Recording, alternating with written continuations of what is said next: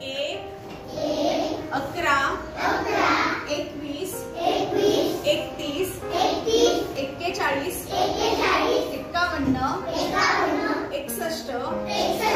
71 81 91 2 12 22 32 42 52 62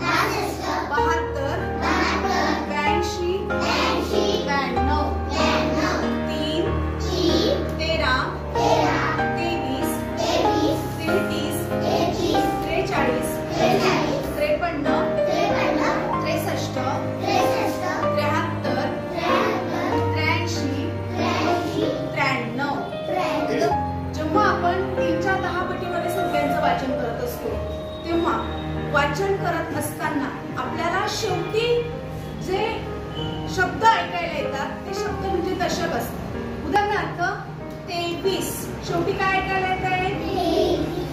शेवटी काय ऐकायला येते? काय ऐकायला येते शेवटी? 20 20 म्हणजे किती? 2 दशक, म्हणून इथे 2 दशक लिहिलेले। ठीक आहे, 33 काय ऐकायला येते शेवटी? काय ऐकायला येते? 30 म्हणजे 30 म्हणजे म्हणून इथे दशक स्थानी 3 लिहिलेला आहे। 43 काय ऐकायला येते शेवटी? 40 40 ऐकायला येते म्हणून दशक स्थानी 4 लिहिलेला आहे। 53 जेव्हा संख्या वाचताना 50 किंवा 50 ऐकायला येते याचा अर्थ दशक स्थानी काय असतो? 5 असतो। तसंच 60 किंवा 60 ऐकायला येत असेल तर 6 असतो। बघा इथे आता 63 शेवटी काय ऐकायला येतोय? 60 म्हणजे किती? 6 दशक, म्हणून या ठिकाणी 6 दशक लिहिलेलं आहे। 73 जेव्हा 70 आणि 70 ऐकायला येतं तेव्हा दशक स्थानी किती असतात? 7, म्हणून या ठिकाणी 7 दशक लिहिलेले आहे। 83 काय ऐकायला येते शेवटी? 80 म्हणजे म्हणून या ठिकाणी दशकाच्या ठिकाणी किती लिहिलेले आहे? 8। 93 जेव्हा 90 किंवा 9 संख्या वाचताना शेवटी ऐकायला येतं त्याचा अर्थ दशक स्थानी असतो 9, म्हणून या ठिकाणी 93 मध्ये दशक स्थानी कोण दिलेला आहे? 9। तसंच एकक स्थानचं आहे। जेव्हा संख्येचा उच्चार करत असताना आपल्याला उच्चार करताना सुरुवातीला काय काय ऐकायला येतं?